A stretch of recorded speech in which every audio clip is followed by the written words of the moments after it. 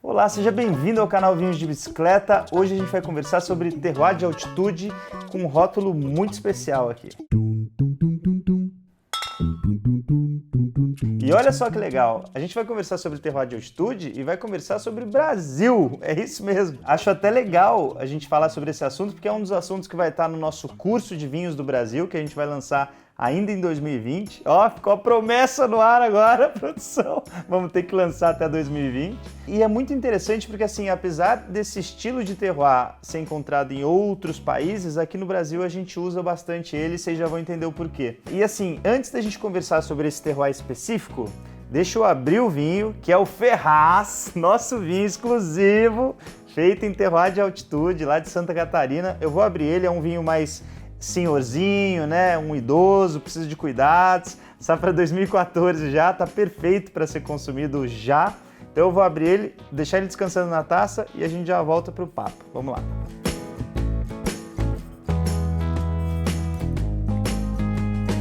Ó, todas as garrafas fechadas artesanalmente, uma a uma com cera. É isso aí, coisa chique.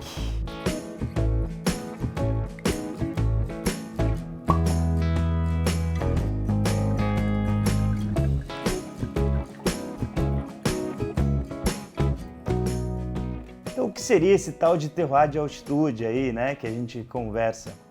Na verdade, quando a uva vai amadurecer, pensando aí na uva da espécie Vitis vinifera, né, a uva europeia, ela precisa de um tempo bom de maturação no vinhedo para ganhar açúcares e ao mesmo tempo ter preservada a sua acidez, né? E isso vai ser importantíssimo para no final do processo fazer um vinho bem equilibrado ali, que a gente fala entre álcool, tanino, açúcar, acidez mesmo. Então esse período de maturação é super importante. E aí vamos então pegar essa espécie Vitis vinifera, que é o que a gente fala aqui no canal, né? Todas essas uvas aí que vocês conhecem aí, Malbec, Cabernet Sauvignon, Chardonnay, Carmener, Merlot, Taná, essas uvas famosas que a gente vive conversando aqui no canal, o que elas precisam para amadurecer bem? Não basta você jogar, a gente até comentou sobre isso aqui, não basta você jogar elas num deserto do Saara e falar, putz, elas vão ficar boas lá porque tem calor, tem insolação, então ela vai amadurecer bastante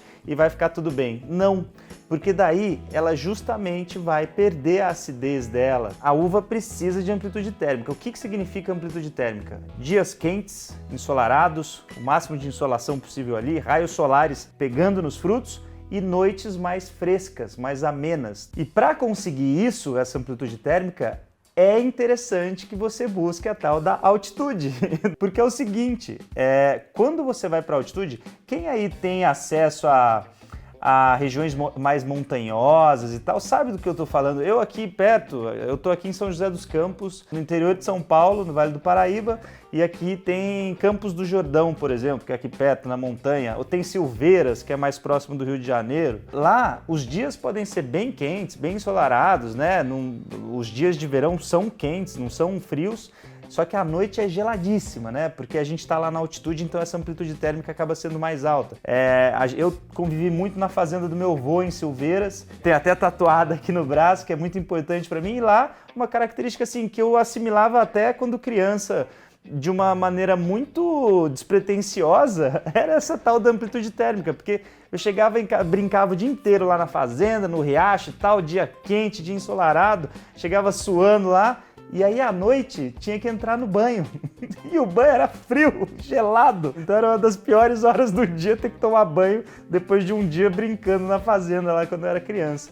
Porque lá justamente é uma região mais alta, lá são os famosos mares de montanha que a gente encontra muito em Minas Gerais. E lá em Minas, inclusive, os produtores também se utilizam da altitude, né? Eles costumam plantar seus vinhedos lá usando os mares, os topos dos mares de morros, para justamente também conseguir tanto a insolação, né? A correta insolação, os raios solares ali, como a tal da amplitude térmica. Só que aí tem uma questão, né? Eu citei aqui Campos do Jordão e Silveiras, né? Que são regiões aqui, são cidades aqui próximas de mim. Já que lá tem amplitude térmica, tem dias quentes e noites frias, por que não se planta uva para fazer vinho lá então, né? Se bem que São Bento do Sapucaí, que é aqui próximo, já tem, Santo Antônio do Pinhal também tem produção, mas qual que é o maior cuidado que os produtores têm que ter quando eles estão na altitude também.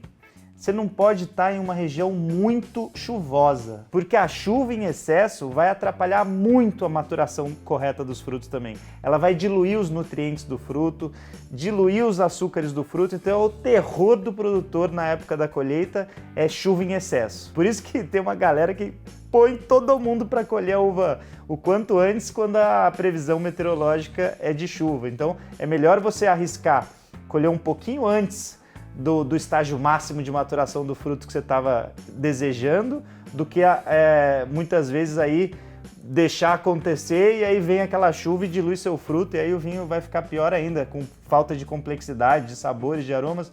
Então excesso de chuva, principalmente na época da colheita, é muito perigoso. Uma coisa que a gente vai falar aqui no curso de vinhos do Brasil também, foi que os produtores tiveram que buscar a continentalidade, não bastou só a altitude. Você teve que sair de perto do litoral para você conseguir ter menos chuva, menor índice pluviométrico e aí fazer com que os seus frutos evoluíssem bem durante o verão. Esse curso de vinhos do Brasil, inclusive, vai ser muito legal. A gente está indo a fundo no terroir brasileiro para você entender quais foram as estratégias dos produtores brasileiros para vencer as adversidades climáticas que a gente tem por aqui, entre outras, né? Então, assim, isso é muito legal. A gente pega várias regiões aí que agora estão se tornando cada vez mais clássicas dentro da vitivinicultura brasileira, que usam a altitude a seu favor para ter essa amplitude térmica, fazer essa correta maturação dos frutos e aí conseguir garantir a complexidade dos sabores e aromas dos vinhos, né? Essa daqui que a gente fez, esse vinho aqui, é muito especial, é uma região, para quem não conhece, inclusive vale o enoturismo, a gente já fez vídeo aqui no canal sobre ela, que é a região ali de São Joaquim, em Santa Catarina, que você sobe a Serra do Rio do Rastro. É super legal, ó, você pega Florianópolis, uma cidade um pouco mais chuvosa, não tem altitude, ou seja, difícil plantar uva vitis vinífera para se fazer vinho lá, mas aí você pega seu carro, sobe a Serra do Rio do Rastro, chega lá na região de São Joaquim, além de estar mais próximo, mais para dentro do continente, né, mais longe do mar, você vai ter menos chuva e mais altitude, porque você subiu a Serra do Rio do Rastro. Então, condições ideais para se fazer, para se cultivar uva da família vitis vinífera. E aí, para mostrar o que é o tal do terroir de altitude aqui pra gente, eu peguei o nosso vinho, cara, que é o Ferraz. Foi uma encomenda que a gente fez para a vinícola do Monte Agudo, lá de São Joaquim. O pessoal lá também é família Ferraz, né? Todos primos, que não é primo, mas acabou virando, né? Primo de consideração. E a gente encomendou esse vinho, também vinho artesanal, né? 1.700 garrafas, um lote exclusivo pra gente, um vinho criado pra gente. É um Merlot já safra 2014, com estágio em barrica de carvalho, hiper evoluído, e aí ele vai ajudar a gente aqui a entender quais são essas nuances do terroir de altitude, né? Principalmente São Joaquim, que é uma região um pouquinho mais fria, talvez seja o terroir que mais se aproxima em nuances aromáticas do que a gente encontra no Velho Mundo, em regiões mais frias do Velho Mundo. Então por isso que vai ser um vinho interessante e didático para a gente bater uma bola hoje. Poxa, eu fico até emocionado, de verdade, porque Ferraz é meu sobrenome, e do meu avô Sodero, que foi um grande, já é falecido, mas foi um grande apoiador da Vinhos de Bicicleta. Ele nem podia beber vinho, porque tinha problema com diabetes e tal, não podia beber muito vinho, mas foi um dos assinantes do clube do Vinhos de Bicicleta por muito tempo. Ele recebia os vinhos e deixava lá, só para quando tivesse festa da família ele colocar na roda, mas ele mesmo não podia beber, então era apoiador mesmo, onde quer que ele esteja, abraço pro vozão. E foi uma figura aí muito importante para minha vida como pessoa. Foi o dono dessa fazenda aqui, de Silveiras, que eu citei no começo do vídeo, onde eu passei boa parte da minha infância lá. E inclusive foi lá que eu peguei esse amor pela natureza e que eu acho que sem esse amor pela natureza eu não estaria fazendo o que eu faço hoje, sendo sommelier aqui. Então é um vinho muito especial. Como é um vinho que leva o meu sobrenome, né, e também o sobrenome da família que produziu este vinho, lá da Monte Agudo, a gente decidiu fazer esse vinho justamente em homenagem a todas as famílias ligadas pelo vinho e ao vinho no Brasil. Então, é isso. Tá aí, 1.700 garrafas dessa belezura artesanal aqui. Agora vamos descobrir as nuances dele. Para quem tiver interesse, a gente sempre tem deixado aí o link na descrição do vídeo, e esse aqui é legal até para quem quer conhecer um pouquinho sobre rusticidade, sobre vinho de clima frio e tal, porque ele tá lá na loja e ele é o vinho que tem o melhor preço de todos os de vinho exclusivos, dos vinhos exclusivos que a gente fez para vinhos de bicicleta.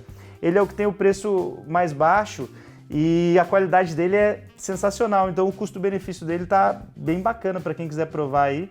Ó, é um vinho que você vê pela cor que ele já demonstra um pouco de idade, sim. Isso aí já vai do ponto de vista técnico, aí algumas dicas para você. Quando o vinho está menos brilhante e mais opaco, isso demonstra idade. Isso tem a ver com o vinho ter já envelhecido um certo tempo. Ele sendo um safra 2014, a gente está gravando aqui em 2020, já era para estar meio assim mesmo. Então ele já não está tão brilhante, mas está um pouco mais opaco. Então assim, você já vê que são halos mais acastanhados, atijolados, puxando para o âmbar, né? Então isso também tem uma conotação de idade no vinho. Até para te ajudar a enxergar isso, eu vou pegar uma folha branca aqui que tá fácil, para a gente ver juntos, ó. Olha só, o halo bem acastanhado aqui, ó. Tá vendo? Do centro da taça até o halo tem uma diferença boa de cor. Ele começa mais rubi no centro da taça e vai ficando mais acastanhado quando vai chegando mais na borda aqui. Isso aí é uma coisa que você sempre pode fazer na sua casa, tá? Porque geralmente, poxa, a gente tem mesa de madeira, assim, dificulta um pouco de visualizar a cor. Então sempre colocar em fundo branco é uma ajuda muito importante, assim, quando você estiver analisando cor de vinho, tá? Agora vamos ver aí como estão os aromas desse bichão aqui.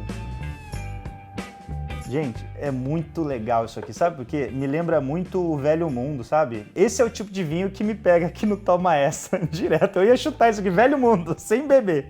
Porque lembra muito Bordeaux, né? Quando a gente fala da região de Bordeaux, na França, as principais uvas lá são Cabernet Sauvignon, Merlot e Cabernet Franc. Só que tem vários vinhos feitos lá que são varietais de Merlot, são 100% Merlot. E isso aqui é um varietal de Merlot, de clima frio, na altitude brasileira.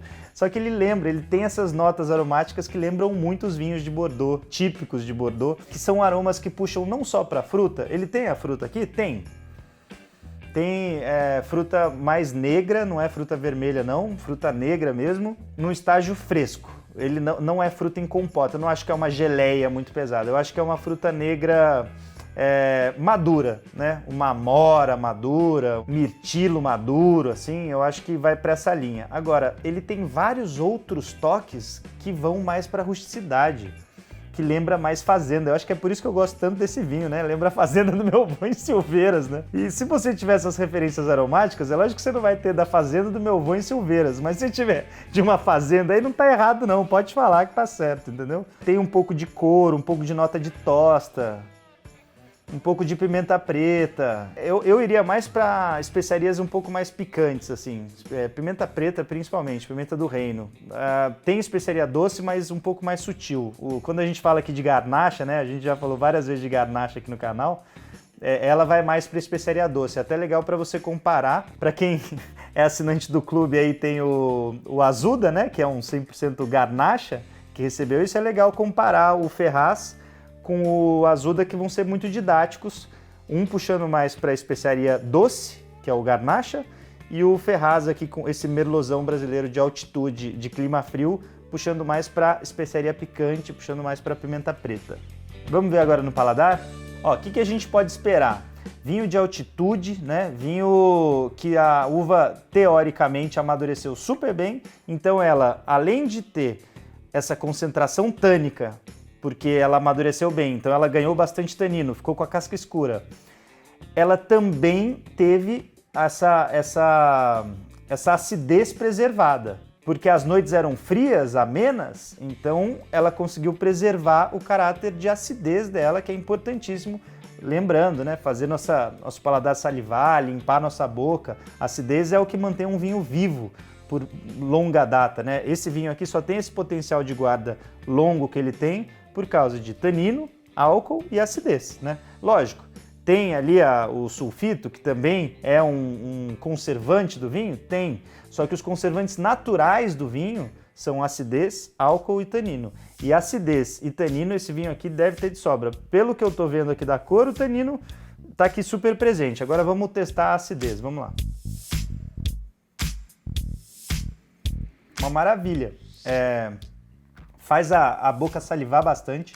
a língua, né, salivar, o paladar salivar bastante. Não é um vinho com pouco tanino, ele tem bastante tanino, só que como já é um 2014, o tanino já está hiper evoluído. Ele já passa como uma seda no paladar.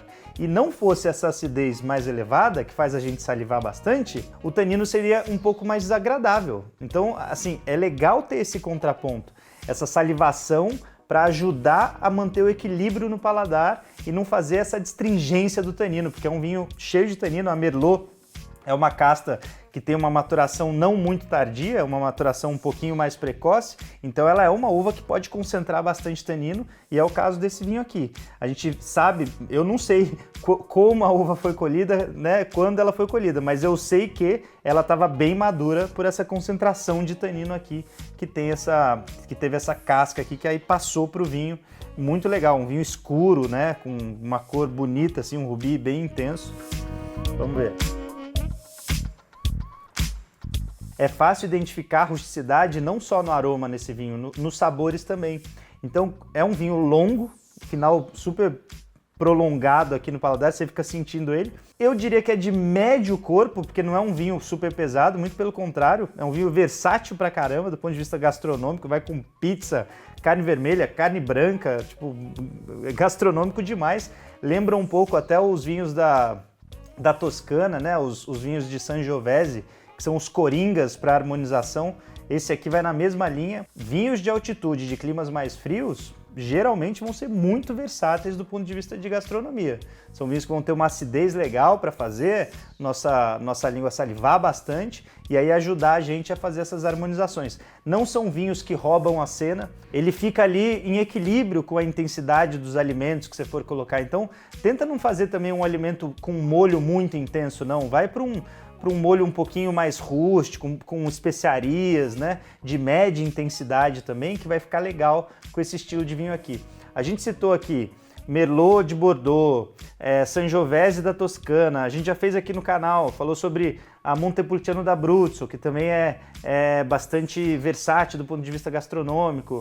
A gente fala sempre da Pinot Noir, que se adapta bem a climas mais frios também e é uma uva bastante gastronômica, só que um pouquinho mais leve. Então assim, esse vinho vai nessa pegada de vinho médio corpo, com mistura de fruta e rusticidade e muito versátil gastronomicamente falando. Estou falando aqui do Ferraz, mas poderia ser outro vinho de altitude, de clima mais frio, principalmente aqui do Brasil, você vai achar isso na região de São Joaquim. Tem vários lá com esse perfil. É lógico que eu vou ficar muito feliz se você comprar o meu vinho. São 1.700 garrafas, aí em breve já deve acabar, mas quando acabar esse vinho, você vai poder achar esse estilo de vinho lá em São Joaquim com uma certa abundância. Lá o estilo regional, a tipicidade regional vai muito nessa linha. Então é isso, gente.